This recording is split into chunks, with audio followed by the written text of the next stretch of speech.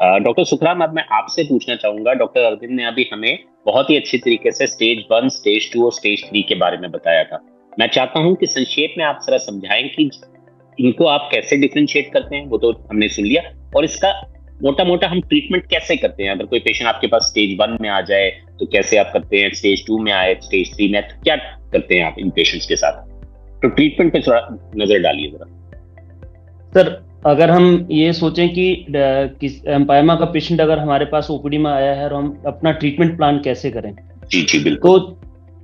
जैसा कि अरविंद सर ने बताया था कि जो भी पेशेंट अगर हमारे पास आया है और उसके छाती के अंदर पानी है और हमें लगता है कि ये पानी सेकेंडरी टू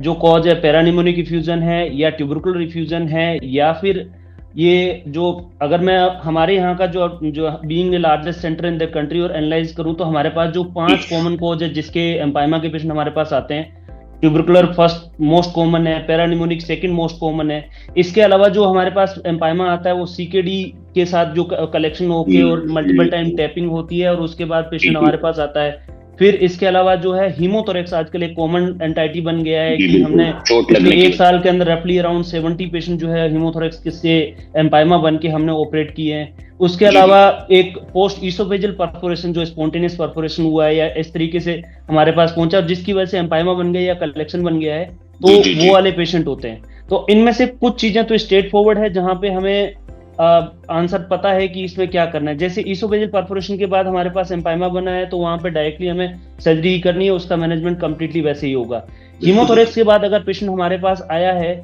और चेस्ट ट्यूब डालने के बाद कलेक्शन नहीं जा रहा है, तो देन इट इज फाइनल कि हमें इसको सर्जरी करके वो सारा जो भी अंदर कचरा या गंद भरा हुआ है वो हमें निकालना पड़ेगा।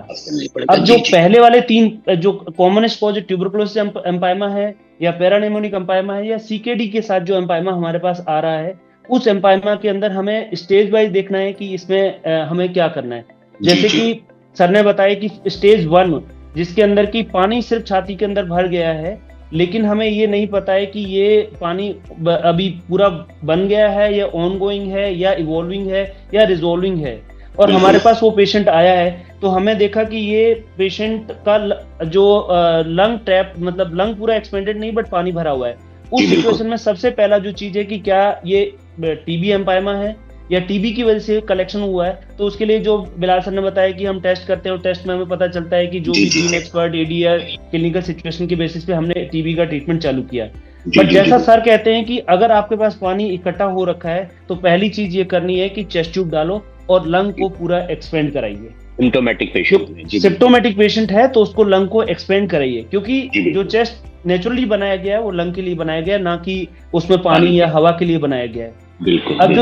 जो हमने चेस्ट ट्यूब डाली और लंग एक्सपेंड कर गया, उसके बाद टीबी की दवाई चालू की और रफली हम देखते हैं कि 2 से 3 हफ्ते तक हम टीबी की दवाई चला के और फिर उसके बाद हम सिटी स्कैन रिपीट करते हैं कि क्या वो पानी पूरी तरह से गायब हो गया है या पानी अभी भी है, या पानी जो है वॉल होके स्टेज 1 से स्टेज 2 या स्टेज 3 के अंदर चला गया है। तो वहां पे हमें इंटरवेंशन की जरूरत पड़ेगी, क्योंकि ये इंटरवेंशन नॉर्मली उससे ठीक नहीं हो रहा है जो हमने की है। चेस्ट ट्यूब डालने से लंग पूरा एक्सपेंड नहीं हुआ है, तो ये टीबी एम्पायमा में 2 to 4 वीक होते हैं। अब सेकंड जो स्टेप आता है उसके अंदर है कि जो एम्पायमा भी बना हुआ है, कलेक्शन भी है, और इसके अंदर लंग के अंदर भी हमें ऐसा लगता है हमारा सिटी स्कैन देखने के अंदर लंग के अंदर ऐसे चेंजेस हमको दिखते हैं, और हम उसके लिए ये पानी का टेस्ट भी कराते हैं और जो स्पूटम है या टीबी की जांच उसमें भी कराते हैं। अगर वो पॉजिटिव आता है तो हम टीबी की दवाई चालू करते हैं और टीबी की दवाई को रफली 6 to 8 वीक तक चला के और फिर उसके बाद हम उसको कोशिश करते हैं कि नेगेटिव हो जाए, तो फिर हम रिपीट सिटी स्कैन करके देखते हैं कि क्या अभी भी रिजोल्व हुआ है या अभी भी वैसा का वैसा ही हमें दिख रहा है कि जैसा पहले था। तो उस सिचुएशन के अंदर अगर रिजोल्व नहीं हुआ है तो फिर उसके इंटरवेंशन की जरूरत पड़ती है। वो जो भी हम दूरबीन की सर्जरी करके, और जिसको वैक्स डिकोटिकेशन कहते हैं, जिसको वीडियो में हम बाद में दिखाएंगे। अब आता है तीसरा स्टेज जिसपे हमारे पास पेशेंट का जो सब कुछ सारा इन्वेस्टिगेशन हो चुका है और सिटी स्कैन करा के आया जिसके अंदर लंग बिल्कुल ही ट्रैप्ड हो चुका है, फाइब्रोथोरेक्स बन चुका है, छाती अंदर जा चुकी है, पसलियां कॉन्ट्रैक्ट हो चुकी है, एक साइड का छाती बिल्कुल धसा हुआ है, और उसके साथ कभी कभी ऐसा भी होता है कि वो पेशेंट का पेरिकार्डियम के अंदर भी फ्लूइड है, या पीछे वर्टिब्रल कॉलम के अंदर जो एब्सेस बन गई है, या मल्टीलोकुलेटेड जो सिचुएशन ऐसी होगी जिसके अंदर हमें लगता है कि ये ऑलरेडी उस लेवल पे पहुंच चुका है जहां दवाइयां कोई काम नहीं कर सकती, वो मैकेनिकली लंग जो है ट्रैप हो चुका है। क्योंकि टीबी का ट्रीटमेंट तो टीबी का दवाई है, बट जो मैकेनिकल प्रॉब्लम टीबी की वजह से हुई है उसका आंसर मैकेनिकल है, जब तक हम उसको ट्रैप करके नहीं निकालते। अब यहाँ पे एक और सिचुएशन है जहां पे लोग डिफरेंट वर्ड्स यूज करते हैं। पायोनिमोथोरेक्स सिटी स्कैन में लिखा हुआ है, या हाइड्रोनिमोथोरेक्स सिटी के अंदर लिखा हुआ है, या लिखा हुआ है फाइब्रोथोरेक्स लिखा हुआ है। अब अगर पायोनिमोथोरेक्स है या हाइड्रोनिमोथोरेक्स है तो ऑब्वियसली वहां पे एयर भी हो जाती है। तो कभी कभी क्या होता है कि ये एम्पायमा की शुरुआत जो है वो लंग से होती है, जहां लंग के अंदर एक छोटा सा जो ट्यूबरकुल बना हुआ था वो फट गया, और उसकी वजह से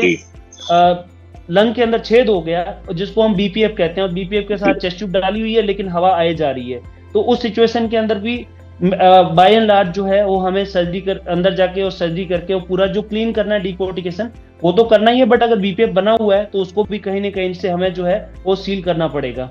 जिसको लंग रिसेक्शन या कुछ ऐसा हमें चीज करना पड़ेगा। अब एक डिफरेंट सेट ऑफ पेशेंट होता है जिसके अंदर हमने कुछ नहीं किया, हमने सिटी एक्सरे कराया या सिटी स्कैन कराया और उसको हमने टीबी की दवाई चालू की।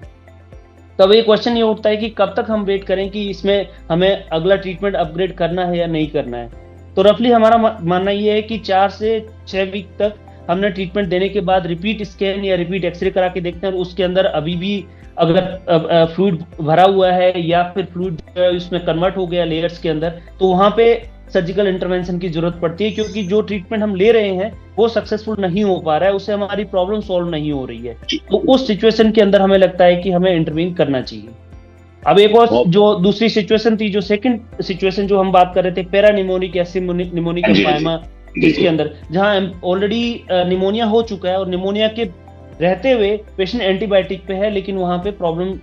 हो रही है, वो पेशेंट जिनके अंदर ट्रीटमेंट चालू करने के बाद चेस्ट ट्यूब चालू करने के डालने के बावजूद भी पेशेंट सिम्प्टोमेटिक है, फीवर आए जा रहा है, लंग के ऊपर लेयर बन गई है या काउंट्स बढ़ रहे हैं, तो वो पेशेंट एक कैंडिडेट है जो ट्रीटमेंट हमने दिया है उससे सक्सेसफुल नहीं हो रहा है, तो हमें अपग्रेड करके और रैश डिकोर्टिकेशन या ऐसा जो भी एक्सपर्टीज अवेलेबल है उसके हिसाब से मतलब हमें अपना ट्रीटमेंट अपग्रेड करना पड़ेगा। अब थर्ड सिचुएशन आती है जिसकी मैं बात कर रहा था कि सीकेडी एम्पायमा, जो एक डिफिकल्ट सिचुएशन है और उसका मैनेजमेंट जो है वो हमें अपने नेफ्रोलॉजिस्ट, पल्मोलॉजिस्ट एंड थोरेसिक सर्जन बैठ के और मल्टी मोडिलिटी सिस्टम के हिसाब से प्लान करना पड़ता है, कि क्योंकि मोस्टली ये पेशेंट जो होते हैं डिब्लिटेड होते हैं, इनका हीमोग्लोबिन जो है कम होता है, क्रिएटिनिन ज्यादा होता है, तो वो पेशेंट को पहले डायलिसिस करके पहले पेशेंट को प्रिपेयर करके and then we can upgrade the treatment, और फिर उसी हिसाब से हम प्लान कर सकते हैं कि इन पेशेंट्स को हमें कैसे टैकल करना है।